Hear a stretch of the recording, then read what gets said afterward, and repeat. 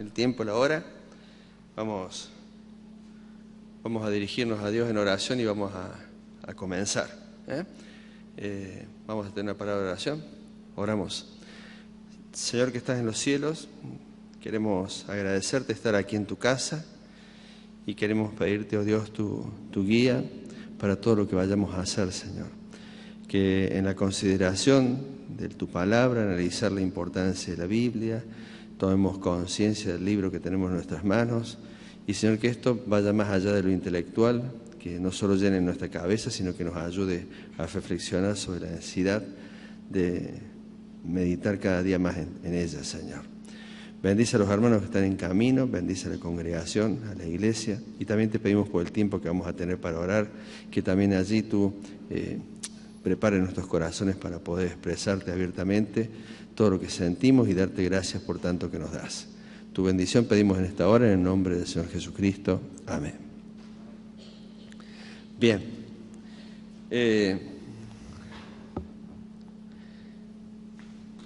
Seguimos con el primer punto de la declaración de fe. Nuestro tema, cuando consideramos de que los martes pudiésemos estudiar acerca de la declaración de fe, es tener convicción acerca de aquello que creemos y poder dar una respuesta cabal y concreta acerca de las distintas doctrinas que la Iglesia en Calle Rincón tiene, ¿no? Y bueno, arrancamos viendo la Biblia. Primer martes hablamos acerca de la revelación, ¿se acuerda usted de eso? Hablamos acerca de la inspiración y hoy va a ser quizá un poco distinto porque surgieron algunas inquietudes que me trasladaron algunos hermanos, me dijeron, tendrías que explicar esto, aquello, y digo, no me da el tiempo porque tenemos que explicar otras cosas. Si tuviésemos que ver Biblia, nos llevaría mucho tiempo. Vamos a dejar muchas cosas de seguro sin tratar. Por ejemplo, ¿por qué son 66 libros y no son más? ¿A quién se le ocurrió decir, hasta acá llega la Biblia y no más? ¿Por qué son los libros canónicos y los no canónicos? Eso no lo podemos ver por causa del tiempo y porque casualmente tampoco es el objetivo en esta reunión. El punto 1 dice que nosotros creemos en la Biblia como única verdad de Dios, revelada por Dios, y que no hay otra forma que conozcamos algo acerca de Dios si no es a través de la Biblia. Pero vamos a tratar algunas inquietudes en particulares. Pero primero voy a mencionar la evidencia externa. Es muy fácil decir que yo soy una buena persona si yo soy el que le digo a usted que soy una buena persona. La pregunta es que te lo diga otro acerca de vos. Entonces, por ahí te dicen todos, ¿por qué dicen, cuando le preguntamos si la Biblia es verdad, abren la Biblia para decir que la Biblia dice que ella es verdad? ¿Por qué no buscamos una evidencia de afuera que diga que la Biblia es verdad? ¿Me entienden? O sea, siempre decimos, ¿por qué hay que buscar evidencia adentro? Lo cual, cuando a usted le hacen esa pregunta, indudablemente, es capciosa. Y lo que están buscando es ver cómo dejarlo a usted sin palabras para decir, mire, no sé cómo demostrártelo de afuera. Yo sé que la Biblia es inspirada por Dios y entonces usted le menciona a Timoteo. Pero ¿sabe que hay mucha evidencia externa que la vamos a mencionar muy a vuelo de pájaro, como siempre decimos? ¿Por qué? Porque nosotros creemos por fe, que todas las cosas fueron constituidas por Dios, fueron hechas por Dios y es inspirada la Biblia por Dios. Pero una de las tantas cosas es que la historia y la arqueología demuestran de que los hechos relatados en la Biblia son verdad. Es más, de los libros antiguos se califica la Biblia como la que más documentación histórica tiene en forma acertada. Usted puede corregir años o no, de acuerdo a los historiadores, pero no hay libros antiguos y en Medio Oriente que puedan suministrar tantos datos geográficos y tantos sucesos de la antigüedad como lo hace con detalle la palabra de Dios. Estamos hablando objetivamente. Si vamos a entrar el cumplimiento de profecía, usted ahí va a ver que lo que dijo en la antigüedad se empezaron a cumplir. Entonces hay mucha evidencia de que hay evidencia externa para decir que la Biblia es cierta y es verdadera. La segunda cosa que anoté yo es la resurrección. Es un hecho que es innegable. ¿Por qué? Porque cuando Jesús resucita, dice la Escritura que se le apareció a muchos. Y usted me va a decir, no use la Escritura para demostrar que la Biblia es verdad. Pero el hecho es que históricamente se ha hablado de que hubo un tal Jesús y que murió. Ahora, el tema principal es este. Él formó a discípulos, armó a apóstoles, un grupo que salió a predicar. Juan envejeció y murió hablando de un Cristo resucitado. Y los discípulos murieron por el Jesucristo resucitado. Ahora, si usted está con una persona, como estuvieron los discípulos, 3 años alrededor de él, y usted ve que hace milagros y hace un montón de cosas, y usted entra a conocer a esa persona, y usted se diera cuenta que en realidad esa persona es farsante, usted no dedicaría el resto de su vida, como lo hicieron los discípulos y los apóstoles, por una causa que era falsa. Dígame que Pedro se enriqueció, que Jacobo se enriqueció. No, murieron como mártires y pobres. Y si ellos que estaban tan cerca de Jesús hubieran sabido de que todo esto era mentira, todo lo que se escribió en la Biblia, realmente sería muy necio de parte de estos 12 hombres haber muerto por una causa que ellos sabían que no era real. Pero nosotros sabemos que eran hombres honestos, justos, y en lo que escribieron hubo coherencia porque estaban guiados por el Espíritu Santo. Nadie muere por una causa que es mentira. Pedro murió cabeza abajo. A muchos le cortaron la cabeza. Es decir, hubo muertes atroces por una mentira. Entonces, hay evidencia externa de que lo que se relata en la Escritura es verdad. Y la segunda es la indestructibilidad de la Biblia. Es un libro que hasta el día de hoy perdura y cada vez hace más. Han querido muchísimos emperadores y aún el mismo Hitler arrasar incluso con todos los judíos y con todo lo que fuese escrito de ellos. Y no han podido.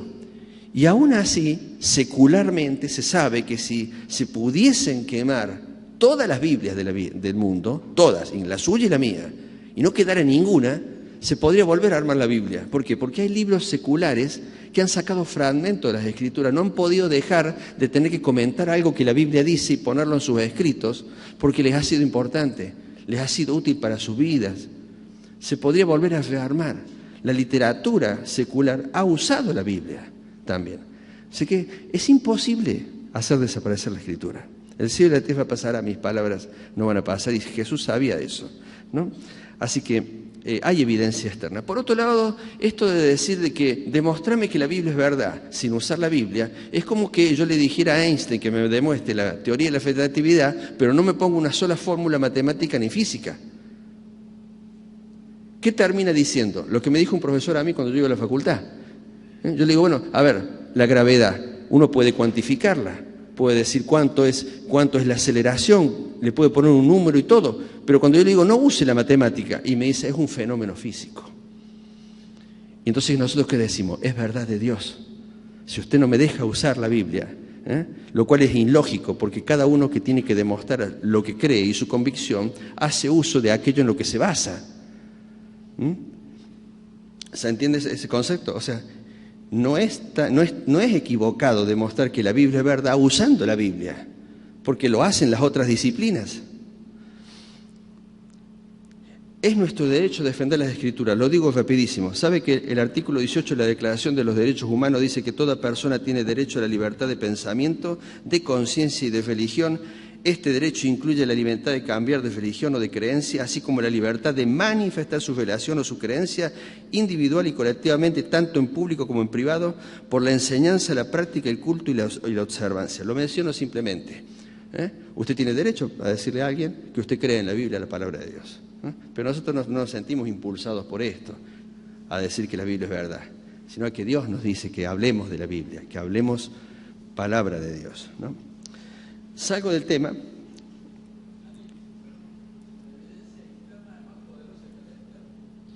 La interna es más poderosa que la externa, seguro. Ya al último voy a mostrar las cualidades de la evidencia interna que la Biblia es verdad. Pero normalmente son pocos los que con intención sana vienen a preguntar. Generalmente están buscando toda la vuelta para ver cómo dejarnos a nosotros sin palabras para decir que la Biblia en realidad es un libro más de tantos que hay. Hay una pregunta muy particular que me hicieron y que fue la primera con la que yo choqué. ¿Los escritos del apóstol Pablo son inspirados por el Espíritu Santo? Porque hablamos de la inspiración, ¿se acuerdan que hablamos el martes pasado? Y dijimos que nosotros creíamos en la inspiración plenaria, que toda la Escritura es inspirada por Dios, es inerrante, no tiene equivocaciones. es infalible, es palabra de Dios desde el Génesis hasta el Apocalipsis, que tiene un hilo. ¿Se acuerda que hablamos de la inspiración dinámica? Tiene toda una dinámica, es toda una historia que se une, es la historia de la salvación, es la historia de Jesucristo, que es el centro de todo, ¿no? Pero ¿por qué le hago esta pregunta de los escritos de Pablo? La primera vez que yo di clase acerca de Biblia, cuando se daba acá en la escuela bíblica, y me lo preguntaron los otros días, me hicieron mención a un texto bíblico que yo lo voy a desafiar a que usted lo lea. 1 Corintios capítulo 7, versículo 12. Dice así: y a los demás yo digo, no el Señor, si algún hermano tiene mujer que no sea creyente y ella consiente en vivir con él, no la abandone. El texto, yo le voy a pedir algo. El texto está referido al divorcio y al recasamiento y no casamiento. No vamos a tocar ese tema. Yo lo que quiero mostrarle es lo que parece una incoherencia bíblica, y no lo es. Es todo lo contrario. Este texto tiene algo que, si usted lo observa con detenimiento, le va a llamar la atención. Dice, fíjese usted el texto ahí en pantalla. Y a los demás, Pablo dice, yo digo, Pablo, no el Señor. Pero el martes pasado a mí me dijeron que toda la Biblia es inspirada por Dios. Y acá está clarito el texto, que Pablo traza una línea y dice, yo digo, no el Señor. Entonces fue la inquietud que me plantearon muchos, que me la plantearon cuando empecé a dar Biblia. Y dije, ¿cómo es esto? Entonces acá tenemos un escrito que es humano. Porque Pablo mismo está diciendo que no lo dice el Señor, lo dice Él. ¿A qué se refiere? Y peor aún, cuando usted se vuelve unos versículos para atrás en el mismo capítulo y se va al versículo 10. Dice, pero a los que están unidos en matrimonio, mando, no yo, sino el Señor. Este me gusta más, dice usted. Porque acá está diciendo Pablo, no es mi palabra, no es humano, sino que es divino. Esto me ayuda para decir que la Biblia es inspirada por Dios, porque lo dice el Señor, no yo. Ahora, ¿cómo conciliamos esto? ¿Cómo podemos entender el capítulo 7, versículo 10 y los dos versículos más adelante, donde se habla de que no es el Señor, sino que es Pablo el que lo dice? Bueno, cuando usted tiene un conflicto de este tipo, es importante ahí sí hacer exégesis, es decir, entrar en el estudio detallado del texto. Yo siempre digo que cuando uno lee la Biblia es como comer pescado. Usted come, encontró una espina, la deja a un costado, pero sigue comiendo, no deje de leerla, porque si se paró ahí, se perdió lo que viene, Dios le va a decir algo. Yo le pido que usted no se concentre en el tema del matrimonio o no matrimonio, sino en la inspiración o no del texto. ¿Cómo explicamos esto? ¿Cómo podemos entender aquí que Pablo diga que no es él, sino el Señor, y en el otro texto diga que es palabra de él y no del Señor? Es simple. ¿De qué libro estamos hablando? ¿De qué carta estamos hablando? 1 Corintios. La carta escrita a los Corintios está escrita en una iglesia que estaba fundada en medio de una ciudad no pagana, hiperpagana. Estaba el templo a la diosa Afrodita, donde era el lugar de vivienda de prostitutas, pero de cientos. Un lugar donde había culto a todo. Era un lugar donde el desenfreno, la inmoralidad, era tal que Pablo dice en el capítulo 6, lo quiero leer para que usted lo vea. Pablo en el capítulo 6 habla acerca de cosas que sucedían en Corinto. ¿No sabéis que los injustos no heredarán el reino de Dios? No erréis, ni los fornicarios, ni los idólatras, ni los adúlteros, ni los afeminados, ni los que se echan con varones, ni los ladrones, ni los avaros, ni los borrachos, ni los maldicientes, ni los estafadores heredarán el reino de Dios. Y dice el texto, el 11, y esto erais algunos. O sea, Pablo tenía una iglesia de ex alcohólicos, ex idólatras, ex adúlteros, ex prostitutas, una iglesia de gente cambiada, transformada sin duda. Ya habéis sido limpiados, dice Pablo. Pero tenía una iglesia que tenía miembros que en su historial de vida habían tenido costumbres propias de la cultura de Corinto. Entonces, cuando Pablo está escribiendo este texto, está respondiendo a una de las tantas preguntas que le han hecho a él. Usted vio que Corinto habla primero de las divisiones. Uno hablan de Pedro, otro de Pablo, otro de Apolo, otro de Cefas. Está Cristo dividido. Empieza después a hablar acerca de los dones, del don de lengua. Habla del velo, habla de la cena. ¿Por qué? Porque alguien le escribió y dijo: Pablo, tenemos un montón de preguntas para hacerte acerca de la actividad de la iglesia, la vida de la iglesia. Entonces Pablo empieza a responder. Por eso comienza el capítulo 7 diciendo: en cuanto a las cosas que me escribisteis. Entonces lo que está dando Pablo es una respuesta a una pregunta que le han hecho.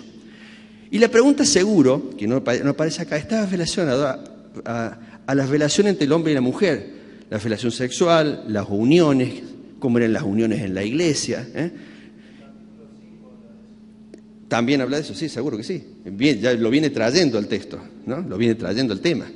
Es decir, y en todo esto llega un momento donde él va a hablar acerca de que sería bueno, dice Pablo, que todo el mundo fuese célibe como yo, decía Pablo. Es decir, que todas las viudas de los solteros aconsejo que se queden como yo. No porque Pablo no quisiera el matrimonio, sino porque a los fines del ministerio, en tiempos de persecución y todo lo demás, indudablemente el soltero o el viudo tenía más posibilidades de poder administrar el ministerio, lo que hacía para el Señor, estando solo, que teniendo hijos y familia. Es más, él no está diciendo no al matrimonio, él lo apoya al matrimonio. Entonces, cuando llega este texto, dice así: pero a los que están unidos en matrimonio mando, no yo, sino el Señor, que la mujer no se separe del marido. No habría que hacer una exégesis de por qué le dice a la mujer. En realidad tampoco el marido tendría que separarse de la mujer. Lo cierto es que al principio dice, pero a los que están unidos, entonces indudablemente el mandamiento es tanto para el hombre como para la mujer. Dice, no lo digo yo, dice Pablo, lo dice el Señor, no se separe. Es decir, Pablo, por alguna razón que no había leído los evangelios, porque todavía no estaban terminados los evangelios, no estaban hechos, de alguna manera él sabía que Jesús había dicho en algún momento que la unión del matrimonio era indisoluble. Y usted eso lo va a ver, que ese tema el Señor lo trató en Mateo 19, del 4 al 6, cuando habla acerca del divorcio. Podemos discutir después si estaban con los fariseos, si era un tiempo de la ley, si es para nosotros, si no es para nosotros, pero ese no es el tema. Lo que es importante rescatar es que en Mateo capítulo 19, el Señor Jesús respondió diciendo esto: ¿no habéis leído que el que los hizo al principio, varón y hembra los hizo? ¿A qué se está refiriendo eso? Al paraíso, donde todavía no había ni ley, ni gracia, ni el pecado. Se va allá. Entonces lo lleva el Señor Jesucristo al principio,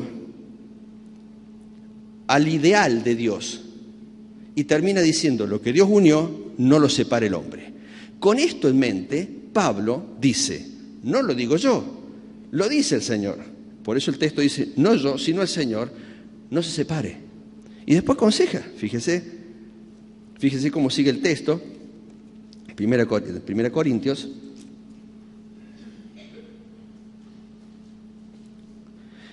Y sepa que desee sin casar o reconcíliese con su marido, y que el marido no abandone a su mujer. La idea allí es que Pablo tiene en mente que el matrimonio no se disuelva. Pero no estoy hablando del matrimonio, del divorcio ni del matrimonio. Estoy queriendo explicar esto que parece una contradicción. Pablo está diciendo, no lo digo yo, ya lo dijo el Señor. Es un tema que trató el Señor. Cuando llegamos al versículo 12, y a los demás yo digo, no el Señor, si algún hermano tiene mujer que no sea creyente y ella consciente con él, en vivir con él, no la abandone. Acá Pablo está hablando de los matrimonios mixtos. ¿Qué significa matrimonios mixtos? Un inconverso y un creyente. Lo dice el texto. Si algún hermano tiene una mujer que sea creyente, que no sea creyente y ella es consciente con él en vivir, entonces está tratando un tema, Pablo aquí, que el Señor no hizo referencia. Si usted va a los evangelios, Jesús no habló acerca de el matrimonio entre un inconverso y un creyente. Pero Pablo sí lo va a hacer. Y como apóstol dice, esto lo digo yo, no lo dijo el Señor. No quiere decir que no tiene el aval de Dios, no quiere decir que no es inspirado. Sencillamente lo que Pablo está diciendo es, miren, el Señor no lo dijo, no lo trató este tema, pero lo digo yo mando. A lo demás yo digo, no el Señor. Si algún hermano tiene mujer que no sea creyente y ella consciente con el envío, no la abandone. Se creía, dicen los comentaristas, que probablemente estaba la tendencia que los corintios habían visto que era tan bueno la espiritualidad que daba Cristo en la iglesia frente a una ciudad tan pagana que en esa convenía separarse de la mujer que todavía seguía yendo al templo de la diosa. Y en esas algunos se sentían tentados a eso. No se sabe bien por qué. No podemos decir con exactitud qué es. Lo que sí sabemos es que si Pablo dijo esto es porque alguno quizás se sentía tentado a decir, me separo, porque la persona que tengo al lado no es creyente. Y dijo Pablo, no, todo lo contrario. Santifica al que está al lado. Usted lo va a seguir leyendo. Lo que quiero yo es explicar con esto, es que, vuelvo para atrás, es que en estos dos textos, los dos textos están diciendo que la palabra de Dios, tanto que le estaba diciendo Pablo como que la estaba diciendo el Señor, es inspirada. ¿Se entiende? No quiero tratar el tema del divorcio ni del recasamiento. Lo que estoy diciendo es que cuando Pablo dice que no lo dice el Señor, sino que lo dice Él, a lo que está haciendo referencia es que Jesús no lo trató ese tema, pero lo va a tratar Él, con la autoridad apostólica que tiene. Lo digo yo, dice Pablo. Fíjese que en muchas epístolas Pablo revela misterios.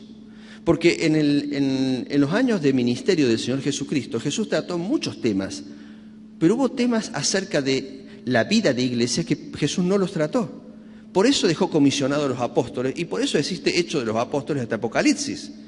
Si con todo lo que Jesús enseñó ya estaba para la iglesia, pero Él comisionó a los apóstoles para que con las epístolas, las cartas a las iglesias, las cartas personales y la misma revelación del Apocalipsis, nos siguiera enseñando a nosotros cómo es el comportamiento del cristiano en la casa de Dios, cómo es su vida. Hasta hay ocasiones que menciona cosas que Jesús no mencionó y que Él llama misterios. Ahora, entienda misterios como, es un término técnico, que es una verdad oculta con anterioridad y que ahora es revelada. Por ejemplo, Romanos 11:25.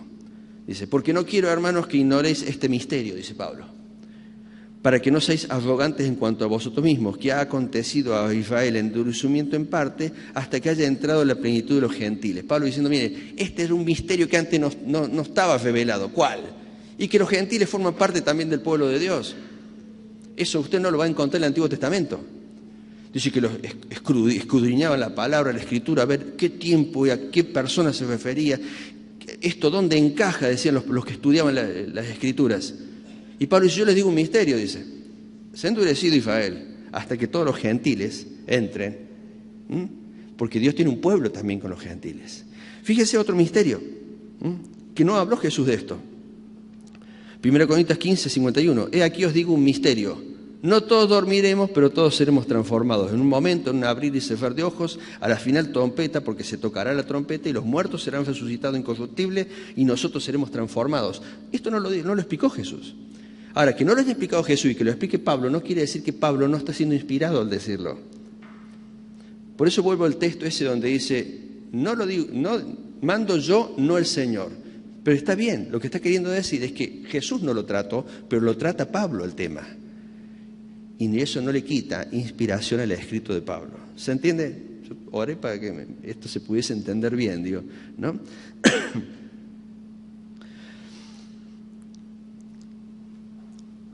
Toda la escritura es inspirada por Dios, toda. Y los escritos de los apóstoles también son inspirados. Y aún sus oraciones son inspiradas, las que están puestas en las escrituras, ¿no? Todo es inspirado por Dios. Y para algo Dios las puso. ¿Para qué? ¿Para qué las puso Dios? ¿Para qué puso a los apóstoles para que siguieran escribiendo? Para que nosotros, leyendo las Escrituras, fuésemos enteramente preparados para toda buena obra. Para eso. Por eso es importante, hermanos, tener la Biblia a mano. Por eso es importante leerla. Por eso es importante meditar en ella. Me queda poco. Vamos rápido. Vimos revelación. Revelación tenía que ver con Comunicación. Dios comunica algo que el hombre no se hubiese enterado nunca si no fuese que Dios se lo dijo. La palabra clave es comunicación. Inspiración. Inspiración, la palabra clave es operación. Dios opera en una persona de una manera muy particular, propia y singular de Dios, para que esa persona escriba los íntimos pensamientos de Dios. Eso es inspiración. Y me pidieron que explicara también iluminación. ¿Por qué? Porque la pregunta es esta. ¿Todo hermano que se para en la plataforma es inspirado por Dios? En el concepto que estudiamos de inspiración de Dios. Inspirado.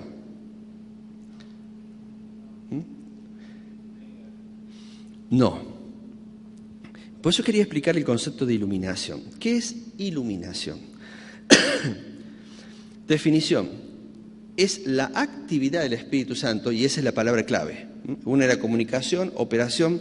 Iluminación es la actividad del Espíritu Santo que permite al lector, a usted y a mí, comprender y aceptar el mensaje plasmado por Dios a través de los escritos inspirados. Es necesario que Dios opere en nuestra vida para que podamos comprender la profundidad de las cosas que se nos dicen acá. Es necesario. Y para esto, esta actividad y esta comprensión y este aceptar, yo le voy a mostrar a 3 lectores que se pueden parar frente a la Biblia. Uno que es muy particular y los otros 2 que usted sí los va a conocer, ¿no? Pero hay 3 lectores que se paran frente a la Biblia y tienen una manera distinta de reflexionar, ¿no? Una es el judío, cuando lee las Escrituras, según lo dice la Biblia. Otra es el inconverso y otra es el creyente. Son 3 lectores distintos para ver cuando se paran frente a la Biblia, la palabra de Dios. Vemos el judío primero. Dice Romanos capítulo 11, 25, 27. Porque no quiero, hermanos, que ignoréis este misterio para que no seáis arrogantes en cuanto a vosotros mismos, que ha acontecido a Israel endurecimiento en parte hasta que haya entrado en la plenitud de los gentiles. 1 Corintios 3, 12, 16 dice: así que teniendo tal esperanza usamos mucha franqueza, no como Moisés, que poniendo un velo sobre su rostro para que los hijos de Israel no fijaran la vista en el fin de aquello que había de ser abolido. Pero el entendimiento de ellos se embotó, porque hasta el día de hoy, cuando leen el antiguo pacto, les queda el mismo velo no descubierto, el cual por Cristo es quitado. El judío hasta el día de hoy lee las profecías y no acepta a Cristo. Aún sigue tiene un velo, dice el Nuevo Testamento, que está en el periodo nuestro de gracia. Es un lector muy particular. ¿Por qué? Porque al judío le hace falta algo. Le hace falta que su entendimiento sea iluminado. Le hace falta la actividad del Espíritu Santo en el corazón, que su corazón se abra, que sea sincero frente a la palabra de Dios, que el Espíritu trabaje en su corazón para que pueda entender las profecías, que todas hablaban de Jesucristo, el Mesías, al que ellos rechazaron. Y aún hasta el día de hoy, cuando se lea a Moisés, el velo está puesto sobre el corazón de ellos. Pero cuando se conviertan al Señor, el velo se le quitará. Y hay ejemplo de esto, porque hay una comunidad de judíos mesiánicos, ¿vieron?, que reconocen a Jesucristo como Mesías, ¿no? El segundo lector es el inconverso. Tenemos un problema con el inconverso.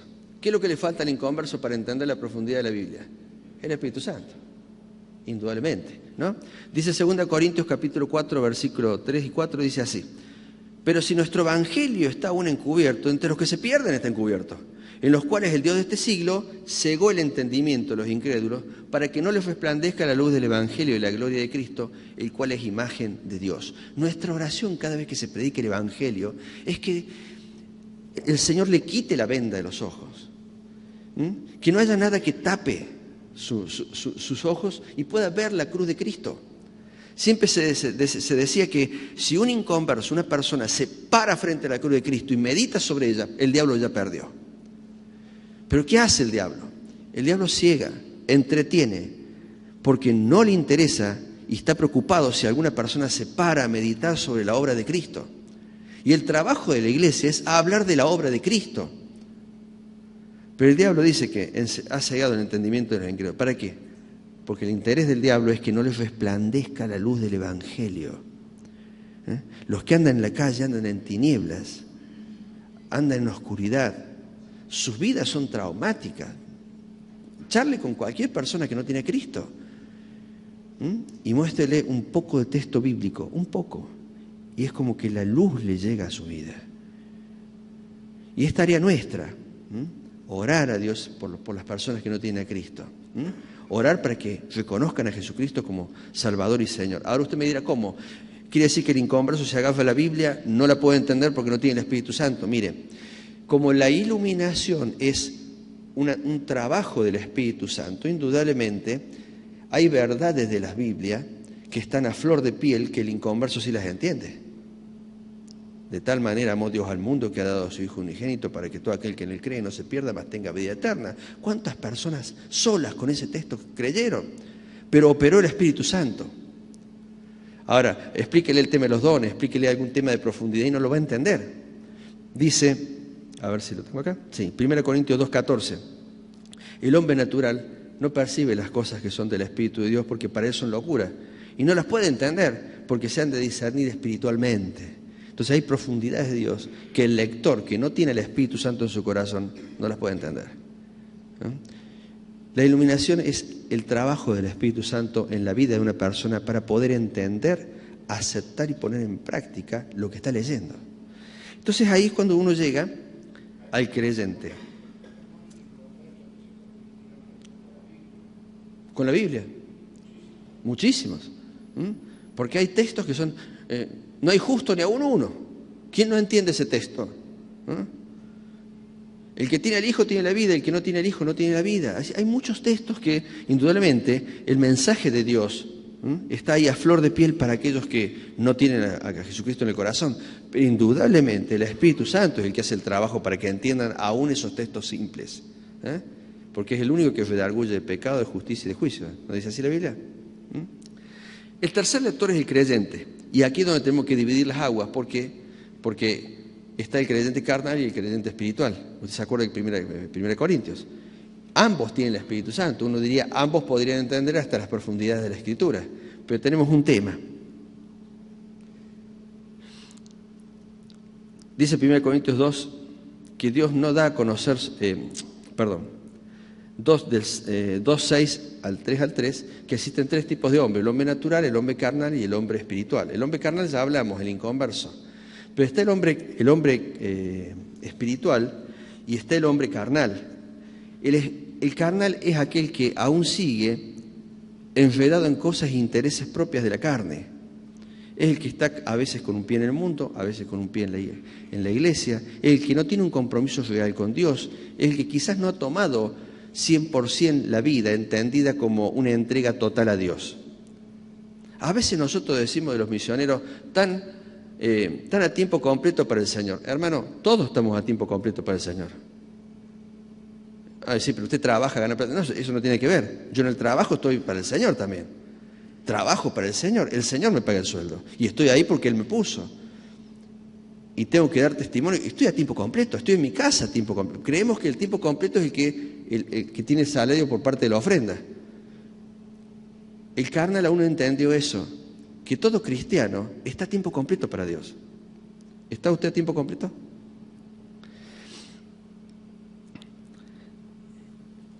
Generalmente, Dios da a conocer las profundidades de las Escrituras a aquellos que han dado libertad al Espíritu Santo, ¿no? Como dijimos al principio, la iluminación es una actividad del Espíritu Santo en el lector. Entonces, la comprensión más profunda o no de las verdades bíblicas es directamente proporcional al grado de libertad que usted le da al Espíritu Santo en su vida. ¿Se entiende? Depende. ¿Cuánta libertad le da el Espíritu Santo? Es el grado de capacidad que usted tiene para comprender profundidades de Dios o no de las Escrituras. La entrega del Espíritu Santo para ser enseñado es esencial. Esto es muy importante. Dios no da a conocer su voluntad a los curiosos. A veces queremos conocer la voluntad de Dios, pero vamos a ver qué nos dice Dios. Y depende qué diga, veo si lo hago o no lo hago.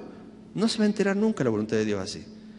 Usted cuando ora para conocer la voluntad de Dios es porque está dispuesto a que lo que diga Dios, eso va a hacer. Dice el texto, Salmo 103, versículo 7.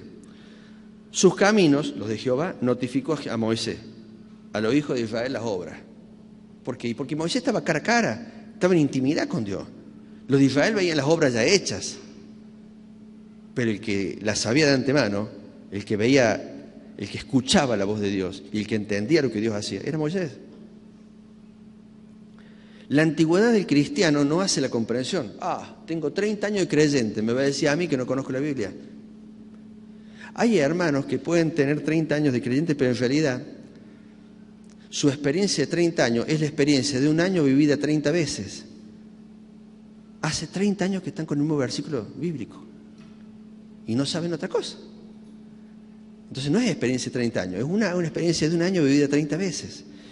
Dice Hebreos capítulo 5 del 11 al 13, ¿se acuerda que dice?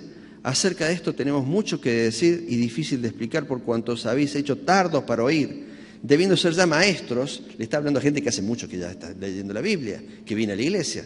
Debiendo ya ser ya maestros, después de tanto tiempo tenéis necesidad de que se os vuelva a enseñar cuáles son los primeros rudimentos de la palabra de Dios. Y habéis llegado a ser tales que tenéis necesidad de leche y no de alimento sólido. Hoy las iglesias claman por leche. No quieren mensajes profundos, quieren mensajes que sean dinámicos, que tenga vida fácil y devocional. Y nadie quiere ahondar la Escritura. Tenemos una tendencia así. Y no queremos estudiar la Biblia, queremos devocional. Y todo aquel que participa de la leche es inexperto, dice. Está hablando de creyentes, niños espirituales, si usted lee el contexto. Es inexperto en la palabra de justicia porque es niño. La obediencia a la palabra permite que se nos dé alimento sólido. Hebreos 5:14 dice, pero el alimento sólido, ¿sabe para quién es? Es para los que han alcanzado madurez, los que han tomado la vida cristiana en serio, para los que por el uso viven obedeciendo a Dios, viven cada mensaje que escuchan lo ponen en práctica, se ejercitan en la obediencia, para los que por el uso tienen los sentidos ejercitados en el discernimiento del bien y del mal. Ese es el maduro. Efesios 1, 17, 18. Para que el Dios de nuestro Señor Jesucristo, el Padre de gloria, os dé espíritu de sabiduría y de revelación en el conocimiento de Él, alumbrando los ojos de vuestro entendimiento. Ahí aparece la palabra alumbrar, ¿no? Para que sepáis cuál es la esperanza a que los ha llamado y cuál es la riqueza de la gloria de su herencia en los santos. La oración de Pablo fue que la iglesia abra los ojos de su entendimiento, abra su corazón, y que sean alumbrados sus ojos y vean la esperanza a la que Dios los ha llamado, lo que usted tiene, lo que le espera.